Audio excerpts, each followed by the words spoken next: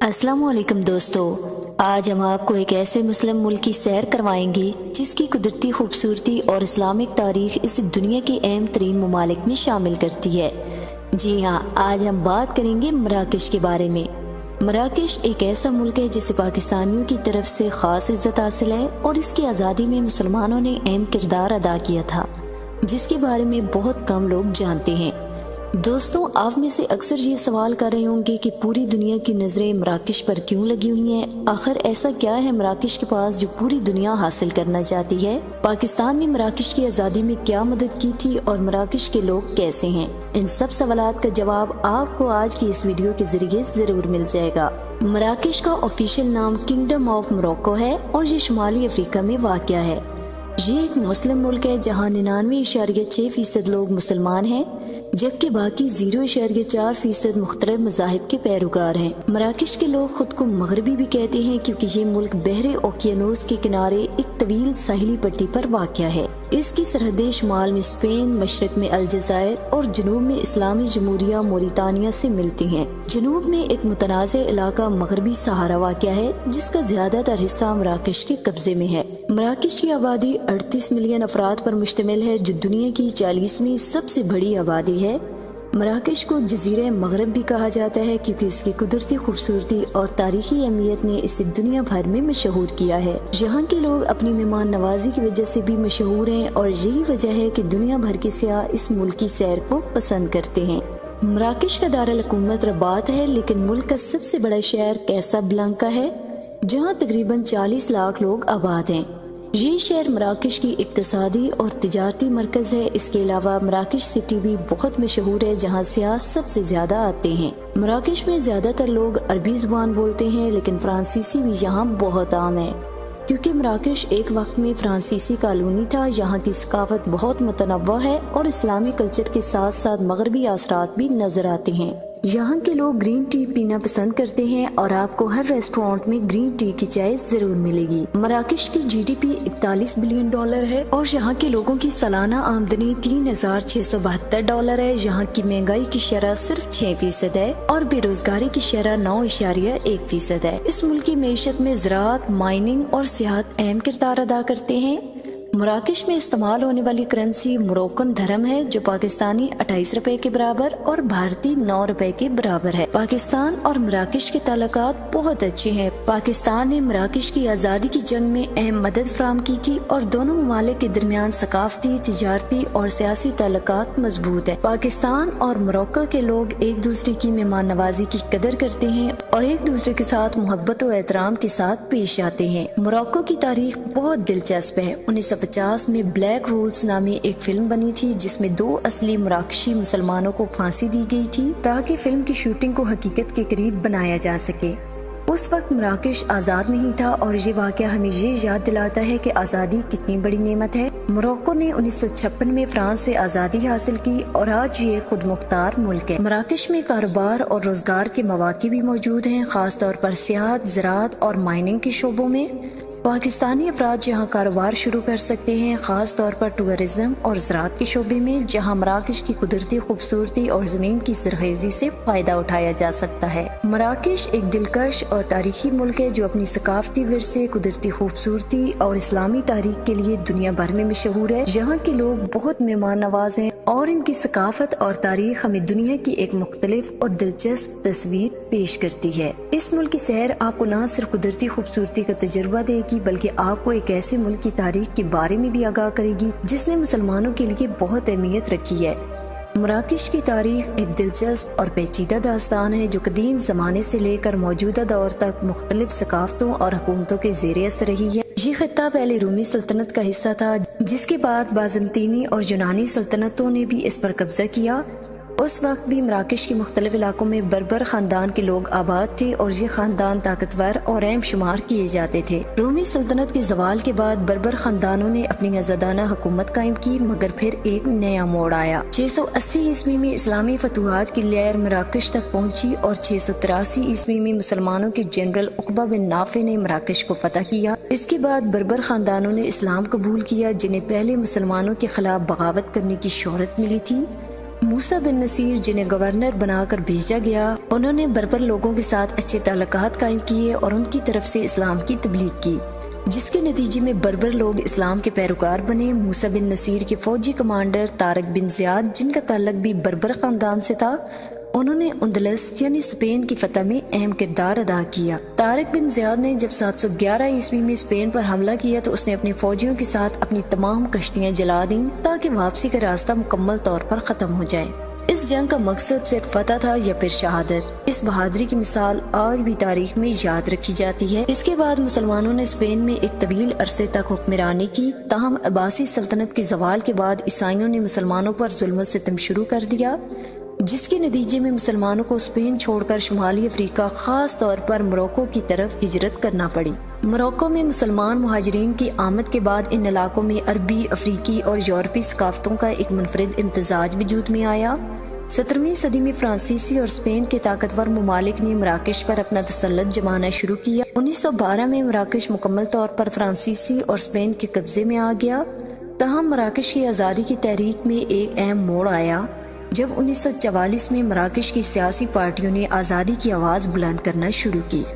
پاکستان کا مراکش کی آزادی میں ایک اہم کردار تھا۔ 1952 میں مراکش کے سلطان محمد نے امریکہ کی جنرل اسمبلی میں مراکش کی آزادی کے رہنما احمد بن فرج کو بھیجا۔ جب احمد بن فرج نے اسمبلی میں خطاب کرنے کی کوشش کی تو فرانس کے نمائندے نے اس کا خطاب روک دیا اور کہا کہ مراکش ایک فرانسیسی کالونی ہے، لہٰذا وہ مراکش کے بارے میں بات نہیں کر سکتے۔ اس موقع پر پاکستان کے وزیر خارجہ ظفر اللہ خان نے احمد بن فرج کو پاکستانی شہریت دینے کی پیشکش کی۔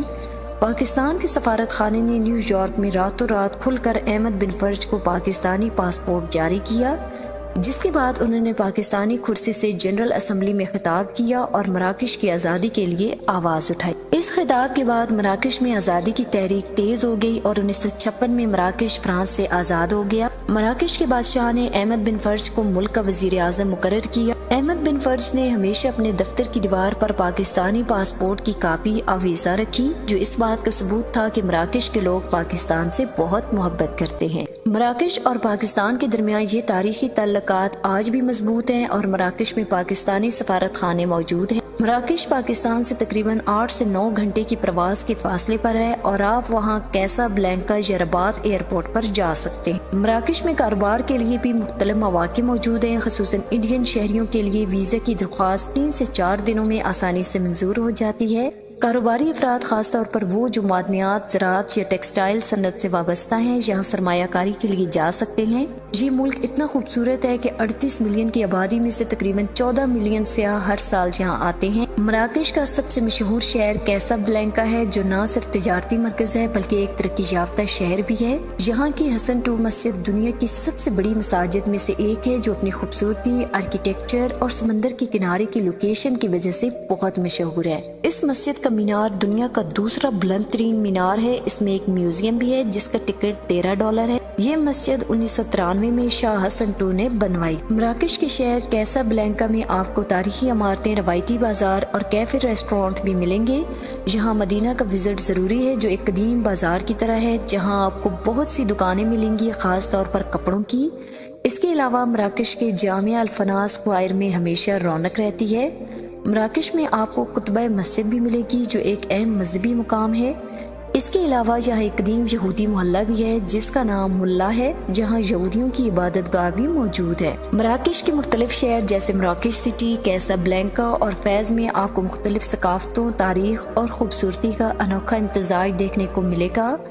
مراکش ایک خوبصورت اور تاریخی ملک ہے جس میں قدرتی مناظر، قدیم تہذیبوں کی جھلکیاں اور ثقافتی ورثہ دیکھنے کے لیے بے شمار مقامات ہیں۔ یہاں کا سفر ایک ناقابل فراموش تجربہ ہو سکتا ہے، جو نہ صرف تاریخی مقامات کی دریافت فراہم کرتا ہے بلکہ قدرتی خوبصورتی اور منفرد ثقافت کو بھی اپنے اندر سموئے ہوئے ہے۔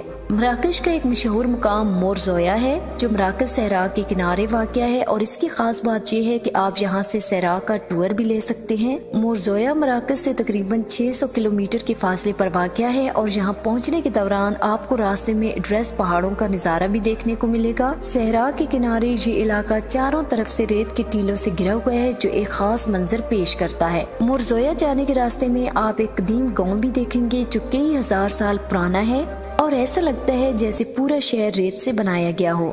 یہ گاؤں ان لوگوں کے لیے خاص طور پر دلچسپ ہے جو انگلش موویز دیکھتے ہیں، کیونکہ اس گاؤں میں کئی مشہور فلموں کی شوٹنگ کی گئی ہے جن میں گلیڈیٹر اور گیمز آف تھرون شامل ہیں۔ مراکش کا ایک اور مشہور شہر فیس سٹی ہے جو تاریخی طور پر بہت اہم ہے۔ یہاں آپ کو اسلامی فن تعمیر کی جھلکیاں ملیں گی، خصوصاً الترین مدرسہ جو 1323 میں قائم کیا گیا تھا۔ فیسٹی میں آپ کو بہت سے قدیم اسلامی مدرسے اور تاریخی عمارتیں دیکھنے کو ملیں گی جو اس علاقے کی ثقافت اور تاریخ کو اجاگر کرتی ہیں۔ مراکش کا شہر تنزیر ایک جدید اور ترقی یافتہ شہر ہے جہاں بلند و بالا عمارتیں اور جدید مارکیٹیں دیکھنے کو ملیں گی۔ یہ شہر اپنے منفرد ثقافتی ورثے اور جدید ترقی کے امتزاج کی وجہ سے سیاحوں کے لیے ایک دلچسپ مقام ہے۔ مراکش میں ایک ایسا شہر بھی ہے جسے بلو سٹی کہا جاتا ہے، یہاں ہر چیز نیلے رنگ کی ہوتی ہے، یہاں تک کہ گھروں کے باہر کے گملے بھی نیلے رنگ میں رنگے گئے ہیں۔ یہ شہر ایک پہاڑی علاقے میں واقع ہے جہاں سے آپ پورے شہر کا منظر دیکھ سکتے ہیں۔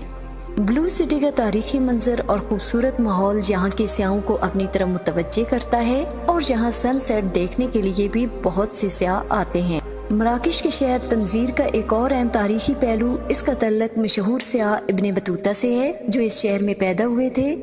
ابن بطوطہ نے 13ویں صدی میں دنیا کا سفر شروع کیا تھا اور وہ ایشیا، افریقہ اور یورپ کے مختلف حصوں میں سفر کرتے ہوئے کئی سال گزارے۔ ان کے سفر کا آغاز تنزیر شہر سے ہوا تھا اور ان کی قبر بھی اسی شہر میں موجود ہے۔ ابن بطوطہ کے سفر نے دنیا کو ایک نئی جہت سے متعارف کروایا اور ان کی کہانیاں آج بھی دنیا بھر میں سنائی جاتی ہیں۔ مراکش نے دنیا کی زرعی صنعت پر بھی گہرا اثر ڈالا ہے، خاص طور پر چمگادڑ کے فضلے کے ذریعے کھاد کی تیاری سے۔ اس کھاد کا استعمال کر کے دنیا نے اپنی زرعی پیداوار کو بڑھایا جس سے عالمی آبادی میں بھی اضافہ ہوا۔ اس کے علاوہ مراکش کے پاس دنیا کے سب سے بڑے فاسفیٹ ریزرو ہیں جو زرعی پیداوار کے لیے ضروری ہیں اور اس کی تجارت دنیا کی غذا کی پیداوار کے لیے بہت اہمیت رکھتی ہے۔ چین جیسے ممالک نے فاسفیٹ کی تجارت پر پابندیاں لگائی ہیں تاکہ اپنی زرعی ضروریات کو پورا کیا جا سکے، اور مراکش دنیا میں اس کے سب سے بڑے ذخائر رکھنے والا ملک ہے۔ مراکش کی قدرتی خوبصورتی میں اس کے پہاڑ، صحرا اور سرسبز وادیوں کا حسین امتزاج شامل ہے۔ یہ ملک افریقہ کا واحد ملک ہے جسے آپ یورپ کو دیکھ سکتے ہیں اور یہاں کے نظارے دنیا بھر کے سیاحوں کو اپنی طرف کھینچتے ہیں۔ مراکش کا زیتون تیل اور کھجوریں دنیا بھر میں مشہور ہیں اور یہ ملک آرگن تیل کے لیے بھی معروف ہے جو بالوں کی صحت کے لیے بہترین سمجھا جاتا ہے۔ مراکش کے روایتی کھانے بھی اپنی خاصیت رکھتے ہیں۔ کوسکوسی جو گوشت اور سبزی سے بنایا جاتا ہے ایک مشہور کھانا ہے اور بربل آملیٹ کے نام سے بھی جانا جاتا ہے۔ ٹکٹو ایک مراکش کی سلاد ہے جو اس ملک کے لوگوں میں بہت مقبول ہے۔ ان کھانوں کا ذائقہ اور روایتی ترکیبیں مراکش کی ثقافت کا حصہ ہیں اور سیاحوں کے لیے ایک دلکش تجربہ پیش کرتی ہیں۔ دوستوں، اگر آپ تاریخی ورثہ دیکھنے، قدرتی مناظر کا لطف اٹھانے، ثقافتی تجربات میں حصہ لینے اور روایتی کھانوں کا مزہ چکھنے کے لیے مراکش جائیں گے تو یہ آپ کے لیے ایک ناقابل فراموش تجربہ ہوگا۔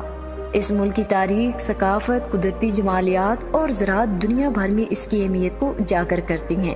تو دوستوں، یہ تھی ہماری آج کی ویڈیو جس میں ہم نے مراکش کے مختلف سیاحتی مقامات اور اس کی تاریخی اور قدرتی ورثے پر تفصیل سے بات کی۔ اگر آپ کو ہماری ویڈیو پسند آئی ہو تو کامنٹس میں اپنی رائے ضرور دیں اور ہمارے چینل ورلڈ ٹریول کو سبسکرائب کریں تاکہ آپ مزید دلچسپ ویڈیوز دیکھ سکیں۔ دوستوں، اس ویڈیو کو دیکھنے کے بعد آپ کو مراکش جانے کا شوق ضرور ہوگا کیونکہ یہ ملک ایک شاندار ثقافت اور تاریخ کا حامل ہے۔ اگلی ویڈیو تک کے لیے اللہ حافظ۔